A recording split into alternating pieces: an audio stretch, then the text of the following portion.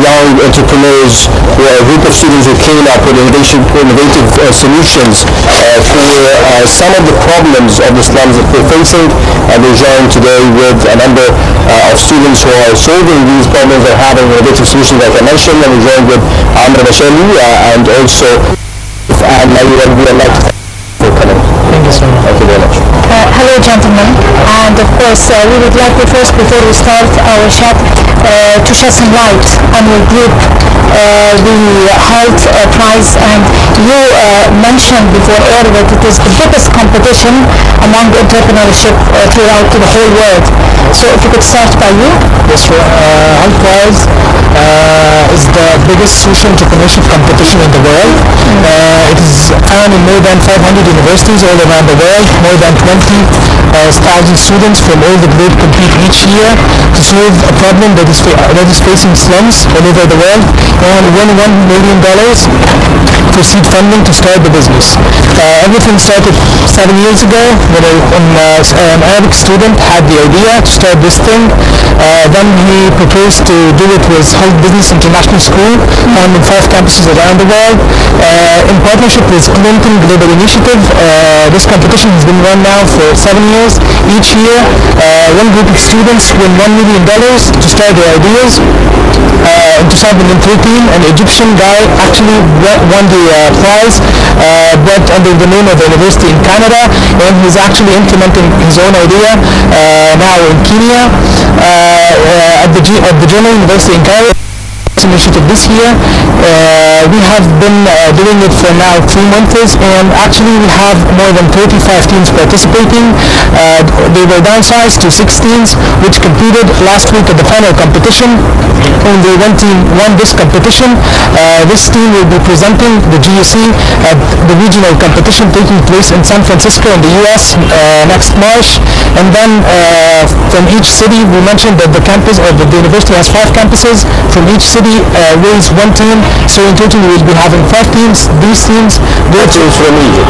No, not from Egypt. Yes, there are 5 teams participating from Egypt, but I'm talking about when they move to the regional competition, they will be competing with students from all around the globe. Definitely. So from each city, 1 team will be winning. They will go into an incubation in Boston for 7 weeks, and then they compete at the Clinton Global Initiative taking place next September to win the $1 million and change the world. That's interesting. So I'd like to know from you more about the innovative solutions that you're coming up with. Definitely you have the vision. You want to compete. You want to take Egypt to be leading this all over the world. And definitely you have the problem itself in Egypt, and we live it and we see it every day. So how about the solutions that you have in mind? Exactly. So basically, I'm going first. I'm talking about the main case. So we had this case that we need to double the income of people living in the slums by 2022. So we had this idea, concept first of creating value out of nothing. So we thought that something like we think of it as something disgusting, but it's something innovative, which is we have now human waste, we have feces and urine, so basically we're going to create out of that something value, like going to create fertilizers, and out of it we're going to also create methane, diesel, and jet fuel. So basically we're going to do that, and we're creating value and selling it. So that was the idea basically. Yes, and definitely transformation could happen, but the way to transform this in a low-cost process is the challenge. This is the challenge exactly, and therefore we created this new unit, which is a toilet, where it's gonna cost really low amount of money for $3. So what we're gonna do is that we have these units right now. We're gonna spread it in these slums. People will use that. We're gonna have people. There's this toilet which is water free. So basically, it separates between the feces and it separates between the urine. So obviously the feces are gonna be kept in one tank. The urine is kept in another tank, and the urine is gonna be diluted with water. It's gonna be packed and sold as fertilizers, and the feces are gonna get inserted in a digester, In that digester, it transforms into methane, and it transforms also into fertilizers. Fertilizers are packed and sold. Methane is going to be into methanol gas and also diesel and jet fuel. And obviously that is like sold for like a lot amount of money. So interesting. Right. My second question is directed to you, Mario. So Mario, the ideas that we're hearing now looks pretty amazing and genius. So tell me, where do you get your inspirations, guys? I mean, at first, before we even started, the four members of my team, including myself, I worked with them through the 3 years in my university. I worked with them at different stages, and I saw that each of them were extremely competent, committed, hardworking. So I first started by getting the team together. I introduced them to each other. Then we talked about participating in the Heart Prize competition. At first we had maybe like 5 ideas, but then like reaching this idea, it took us a lot of brainstorming, a lot of research. We researched day and night for different projects, different ways to like they were all revolving about the idea of getting value from nothing, like changing waste into an actual resource. And then just one day, myself and my colleague Jermin Mohammed, we had the meeting of the minds in this idea, which was transforming human waste into fertilizer at first. That was the basic idea.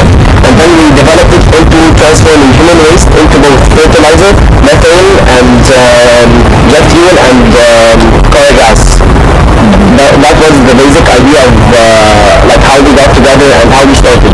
Of course, doing so took us a lot of work, a lot of sleepless nights. First, we started by researching the slums all over the world. We weren't only researching in Egypt because this is an international problem, and the solution that we came up with, it's not only applicable in Egypt, it's applicable at any place that lacks healthy sanitation environment. We started researching these slums. Of course, we found like shocking statistics. We saw shocking pictures of people who are living with no kind of sanitation, like children who are getting killed because of diseases and infections caused by lack of sanitation. Actually, there are 1.6 million children who die each year because of diarrhea and other infections, and there are 2.5 billion people who are living who lack the right to a healthy sanitation environment. And these statistics, they our inspiration into like evolving the project and into making it an applicable project, not just an idea that we can go in and win. Like our purpose wasn't about winning. Our purpose was about making an actual impact in Egypt and all over the world. It's amazing how I see all of you know, with this level of passion and energy and dreaming about, winning and also implementing your projects and what you have in terms of solutions that can, benefit not only Egypt but the entire world if this moves right. So, what I'm sensing is a lot of energy. What is your plan, to be competing really well and to have this, dream land and come true? Yes, well, actually, we have been planning this since like 2 months. We have been doing partnership with so many organizations in Egypt and outside Egypt that might help us reach our goal. First, we have been doing a partnership with Nibni Developmental Foundation. Nibni is a foundation working in Manshait Nasser, which is a slum in Egypt. They are working on developing lots of different aspects in Manshait Nasser. They will be giving us full access to the slums so we can make prototypes, which will give us a great advantage before traveling to the regional competition. Because the whole thing about the Heart Prize is not just winning the money or just qualifying to the regional competition. No, even if we don't win the money, even if we don't go to the regional competition, what we want to do really is to implement the idea. So also we'll be seeking another source of fundings rather than the $1 million. Like we already have a partnership with Temra, which is a crowdsourcing website.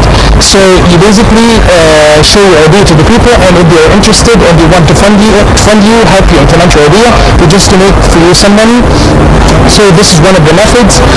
Also, currently we're working on getting more sponsors because we need some money to cover our costs, to cover the traveling expenses, to cover the cost of the prototypes and everything.